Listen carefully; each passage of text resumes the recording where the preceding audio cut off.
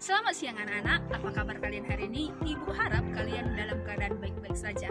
Dan tahukah kalian bahwa suatu daerah bisa diwakilkan dengan budayanya? Bisa itu dengan tariannya, atau dengan lagunya, atau dengan corak pakaiannya. Nah, pertemuan kita yang ketiga untuk prakarya kali ini, kita akan mempelajari tentang corak ragam hias tekstil yang ada di Indonesia. Jadi Ibu harap kalian memperhatikan video Ibu dan mengikuti proses pembelajarannya dengan baik. Sama seperti pembelajaran biologi, Ibu juga akan menampilkan 5 orang terbaik nilai ujian harian prakarya pada pertemuan sebelumnya. Tapi nakku, Ibu sangat bingung kenapa bisa nilai prakarya kalian itu bahkan lebih rendah dari nilai biologinya. Jadi Ibu harap untuk kedepannya nakku, baik itu biologi, baik itu prakarya atau mata pelajaran yang lainnya, Ibu harap kalian tetap serius mengikutinya supaya mendapat nilai yang bagus. Jadi tetap semangat dan salam SFD. Baiklah anakku, seperti janji Ibu di opening tadi, Ibu akan menampilkan 5 orang dengan nilai tertinggi untuk ujian bulanan prakarya yang pertama. Jadi langsung saja mari kita lihat dari kelas 12 IPA 1. Siapa saja di antara kalian yang berhasil meraih nilai tertinggi dari kelas 12 IPA 1? Ini dia. Yang pertama itu diraih oleh Esther Herwina dengan skor 88, dan yang kedua diikuti oleh Dea Jenita yang juga mendapat skor 88. Yang ketiga Sri Ekina yang mendapat skor 82. Itulah yang menjadi peraih nilai tertinggi untuk kelas 12 IPA 1. Kenapa hanya 3 orang? Karena selebihnya sudah mendapat nilai yang di bawah 80 nakku ya. Nah, jadi langsung saja kita masuk ke kelas yang berikutnya, itu adalah kelas 12 IPA 2. Nah, dari kelas 12 IPA 2 inilah kalian nama-nama siswa yang berhasil mendapat nilai tertinggi. Yang pertama itu adalah Tri Anggreni dengan skor 94, yang kedua Rani Anela dengan skor 94 juga, yang ketiga Elisa dengan skor 88, yang keempat Eka Noisa 88, yang kelima Christian Bastanta 88, yang keenam Emilia 88, yang tujuh Iren Dikasna skornya 88, 9 Randa Winarta 88, dan yang terakhir adalah Silpana 88. Nah, ini sudah melewati angka 5.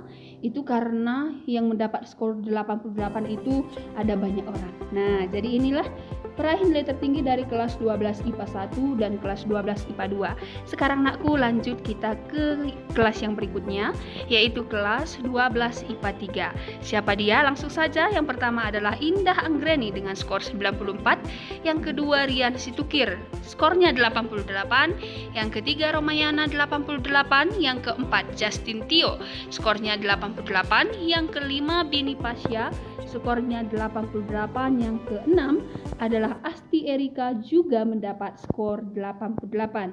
Itu adalah dari kelas 12 IPA 3. Kita lanjut ke kelas yang berikutnya, dan yang kelas terakhir adalah kelas 12 IPA 4. Dari kelas 12 IPA 4, teman-teman kalian yang meraih nilai tertinggi itu yang pertama adalah Tesalonika yang berhasil mendapat skor 94, diikuti oleh Rani Elsantika skornya 88, yang ketiga Florencia Octavia skor 88, yang keempat Angga Raditya 85, yang kelima Yesohaya skornya 82. Nah, inilah orang-orang yang berhasil mendapat nilai tertinggi untuk ujian bulanan pertama prakarya. Jadi nakku, bagi anak-anak ibu yang nilainya masih di bawah KKM, yaitu di bawah 75, silahkan nakku ya mulai bertobat, apalagi kalian kelas 12. Masa kelas 12 masih saja seperti itu ya. Nah, jadi untuk anak-anak ibu yang nilainya sudah bagus, hampir bagus, silahkan lebih tekun belajar lagi supaya nanti di bulan berikutnya ada nama kalian yang muncul di list ini. Dan untuk anak-anak ibu yang sudah berhasil memberikan yang terbaik, jangan cepat puas nakku, silahkan tingkatkan lagi prestasimu supaya di bulan depan ada ibu lihat yang mendapat nilai 100. Nah, seperti yang ibu bilang tadi di opening, bahwa kalau dilihat lebih banyak tinggi mata pelajaran biologi dibandingkan prakarya. Padahal kalau ibu lihat itu lebih susah pemahaman atau lebih susah materi biologinya. Berarti ini masalahnya di mana? Materi yang susah nilainya tinggi, materinya yang tidak susah nilainya rendah. Berarti hatinya yang belum ya. Jadi ingat, semua mata pelajaran itu sama.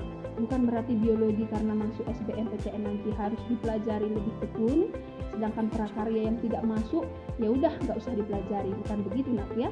Semua yang kalian pelajari hari ini akan berguna untukmu kelak nantinya. Jadi mari kita berikan tepuk tangan untuk teman-teman kalian yang berhasil mendapat nilai tertinggi ujian bulanan prakarya yang pertama. Nah, langsung saja nakku, kita masuk ke pertemuan kita kali ini. Masih tetap di kelas prakarya dan tetap bersama dengan Ibu TG. Nah, materi kita kali ini itu ada nanti modifikasi tekstil ya. Tapi sebelum kita masuk ke materinya, mari kita lihat tujuan pembelajaran. Yang pertama, tujuan pembelajaran yang harus kalian capai yaitu 1. Siswa dapat memahami ragam hias kerajinan tekstil dan tetap menghargai keanekaragaman keunikan. Yang kedua, siswa dapat memahami teknik menggambar ragam hias dan menemukan hal-hal baru. Demikianlah 2 tujuan pembelajaran yang harus kalian pahami. Jadi supaya memahami tujuan pembelajaran ini, tentu kalian harus fokus terhadap materinya. Jadi langsung nakku kita masuk ke materinya, yaitu ragam hias kerajinan tekstil. Nah, untuk memahami ini kita harus mengetahui dulu apa itu pengertian tekstil. Jadi tekstil itu nakku, baik sama-sama kita membaca. Tekstil adalah bahan yang berasal dari serat yang diolah menjadi benang atau kain sebagai bahan untuk membuat busana dan berbagai produk kerajinan lainnya. Jadi ada beberapa hal yang harus kita garis bawahi di sini. Pertama itu adalah bahan yang berasal dari serat. Nah, serat ini bisa diambil dari tumbuhan atau dari hewan, tergantung dari jenis kainnya ya. Berarti serat dulu, serat akan diubah menjadi benang, benang akan diubah menjadi kain, dan kain akan dibuat menjadi busana. Ada urutannya. Nah, itulah yang disebut dengan pengertian tekstil. Gue harap bisa ya. Oke. Kalau tekstil sudah paham, sekarang masuk kita yang berikutnya, pengertian ragam hias. Tadi kan kita bilang ragam hias tekstil ya. Nah, jadi sekarang tekstilnya sudah paham. Masuk kita ke pengertian ragam hias. Apa itu ragam hias? Jadi nakku, ragam hias itu disebut juga ornamen. Nah, Kak, ada nanti orang yang bilang ragam hias, ada orang bilang ornamen, itu boleh ya. Jadi ragam hias atau ornamen merupakan salah satu bentuk karya seni rupa yang sudah berkembang sejak zaman prasejarah. Jadi kalau ornamen ini atau ragam hias itu sudah ada semenjak zaman prasejarah. Makanya seringkali kita lihat dari prasejarah itu ada ornamen ya, seperti patung, candi dan lain-lainnya, itu adalah ornamen yang berasal dari masa prasejarah. Tapi kali ini kita khusus mempelajari tekstil ya, corak pakaian begitu. Itu ragam hias. Dan ternyata ragam hias di Indonesia itu dipengaruhi oleh beberapa faktor. Kali ini kita persempit lagi pembahasannya. Yang kita bahas adalah ragam hias khusus di Indonesia. Nah, ternyata Indonesia yang luas ini nakku, ragam hiasnya dipengaruhi oleh beberapa faktor. Apa itu Bu? Nah, kita lihat ada 4 faktor yang mempengaruhi. Yang pertama itu lingkungan alam. Nah, jadi lingkungan alam itu sangat mempengaruhi corak busana dari suatu daerah. Yang kedua itu flora. Apa flora nakku? Tumbuhannya. Dan yang ketiga fauna. Apa fauna? Nah, hewan. Dan yang keempat manusia. Inilah keempat hal yang mempengaruhi adanya ornamen atau ragam hias tekstil di Indonesia. Nah, karena adanya beberapa faktor ini, maka muncullah jenis-jenis motif ragam hias tekstil. Nah, yang pertama itu ada ragam hias flora. Yang kedua ada ragam hias fauna. Yang ketiga ada ragam hias geometris. Dan yang keempat ada ragam hias figuratif. Nah, ini ya jenis-jenis motif ragam hias. Tadi yang dipengaruhi oleh keempat hal tadi nakku. Lingkungan alamnya, tumbuhannya, hewannya, dan juga manusianya. Nah, apa yang membedakan keempat ini? Supaya lebih jelas, mari kita bahas satu persatu. Nah, kita lihat dulu yang pertama. Yang pertama ada katanya ragam hias flora. Nah, ini sebetulnya sudah mudah ya. Kalau ada flora berarti ada tumbuhannya. Nah, jadi dengarkan aku. Flora sebagai sumber objek motif ragam hias dapat dijumpai hampir di seluruh pulau di Indonesia. Ragam hias dengan motif flora atau vegetal mudah dijumpai pada barang-barang seni seperti batu, batik, ukiran, kain sulam, kain tenun, dan bordir. Nah, itu adalah yang mencerminkan ragam hias flora. Di sini Ibu berikan contohnya. Nah, ini adalah salah satu kain atau bahan yang sudah diubah dari benang menjadi kain yang mempunyai coraknya tumbuhan. Nah, bisa kita lihat ya, ada bunga, ada daun. Nah, ini dia berpacu pada tumbuhan. Dilihatnya tumbuhan cantik, maka diaplikasikannya ke kainnya sehingga kainnya bercorak tumbuhan. Maka ini disebut dengan ragam hias flora. Paham ya? Oke. Nah, masuk kita yang berikutnya, Nakku. Yang berikutnya itu adalah ragam hias fauna. Ini hampir sama dengan flora, bedanya kalau flora tumbuhan, kalau fauna tadi apa Ibu bilang ya? Iya, kalau fauna hewan ya. Jadi kita lihat, ragam hias fauna atau sering pula disebut dengan animal merupakan bentuk gambar motif yang diambil dari hewan tertentu. Nah, hewan sebagai wujud ragam hias pada umumnya telah mengalami perubahan bentuk atau gaya.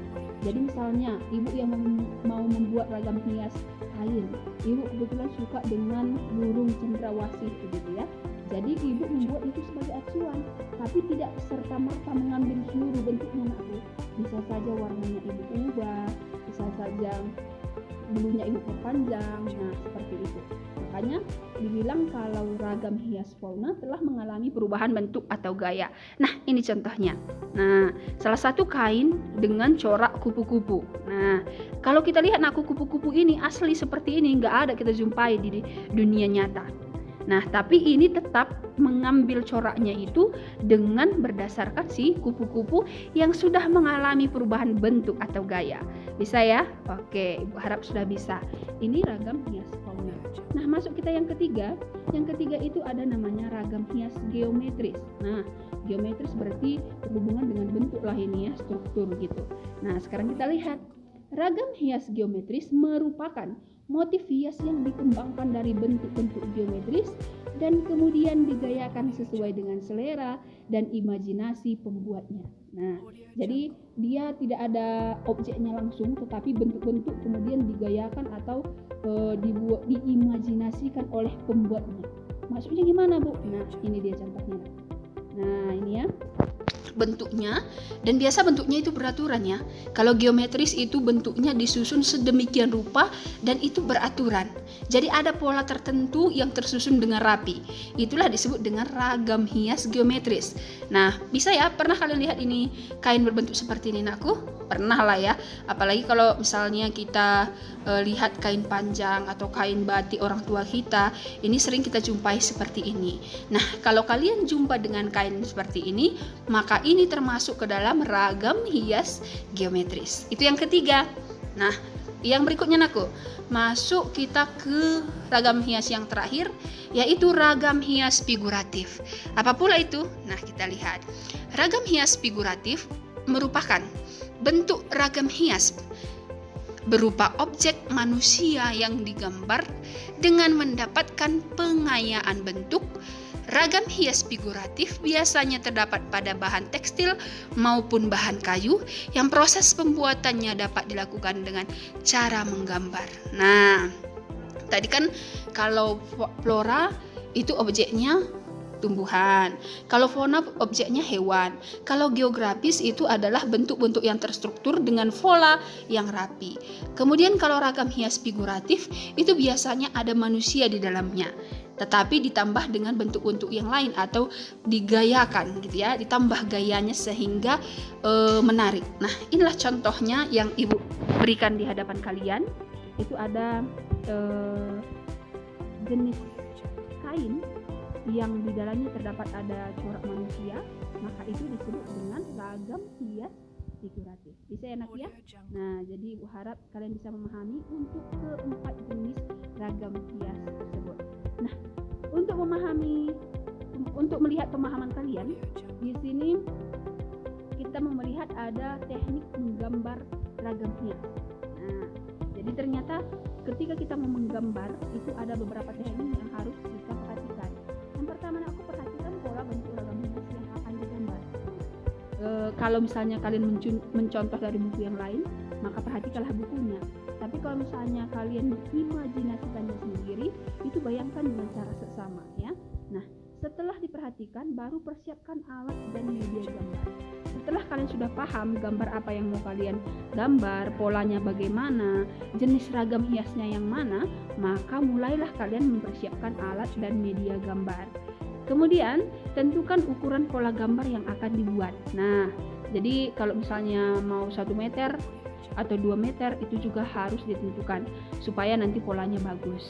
Kemudian yang berikutnya, buatlah sketsa ragam hias yang telah ditentukan. Nah, jadi bukan langsung digambar nakku ya. Nah, harus ada sketsanya dulu supaya nanti ketika diaplikasikan ke dalam kain dia lebih rapi. Nah, yang berikutnya, berilah warna pada gambar ragam hias. Nah, karena pemberian warna ini sangat penting untuk menambah keindahan dari ragam hias yang mau kita buat. Bisa ya, itu tadi tekniknya. Sekarang untuk melihat sejauh mana pemahaman kalian, maka ibu akan memberikan uji penalaran. Ibu akan memberikan beberapa gambar dan kalian akan menentukan itu ragam hias yang mana. Nah, ini gambar yang pertama, gambar yang kedua, gambar yang ketiga, gambar yang keempat. Kita lihat dulu gambar yang pertama nakku. Gambar yang pertama ini kira-kira ini ragam hias yang mana dari keempat ragam hias yang sudah kita pelajari? Apa tadi? Ragam hias flora, fauna, geometris, dan figuratif. Ayo kita lihat dulu di gambar yang pertama. Kira-kira masuk kemana nakku? Iya, nah jawabannya adalah motif figuratif. Kenapa? Karena pada gambar pertama ada kita lihat objeknya manusia. Tadi sudah ibu bilang kalau ada gambar manusianya berarti itu adalah ragam hias figuratif. Kita masuk ke dalam gambar yang kedua. Gambar yang kedua karena dia bentuknya atau polanya sangat terstruktur dan rapi, maka itu masuk kemana nakku? Iya, itu masuk ke dalam motif geografis ya. Karena polanya diambil dari bentuk-bentuk dan tersusun rapi. Kemudian yang ketiga itu adalah motif flora. Kenapa? Ini mudah ya, karena ada bunga, ada daun. Nah, berarti itu masuk ke dalam motif flora. Dan yang terakhir kita lihat ada hewan. Hewan apa itu? Nah, itu yang ibu bilang tadi ya, hewan cendrawasih. Jadi ini masuk ke dalam apa nakku? Masuk ke dalam motif fauna. Demikianlah pelajaran kita untuk pertemuan kita kali ini, untuk pertemuan prakarya yang masih pertemuan ketiga karena kita banyak terkena libur. Jadi kita untuk prakarya masih pertemuan ketiga ditambah dengan ulangan harian berarti pertemuan yang keempat. Jadi ibu harap kalian paham tentang materi yang ibu sampaikan. Silahkan diulangi beberapa kali kalau belum paham dan silahkan pindahkan catatan ini ke buku catatanmu karena ibu akan menagihnya. Kemudian kerjakan tugasnya dengan baik dan kumpul tepat waktu. Baik nakku, tetap semangat dan salam STM.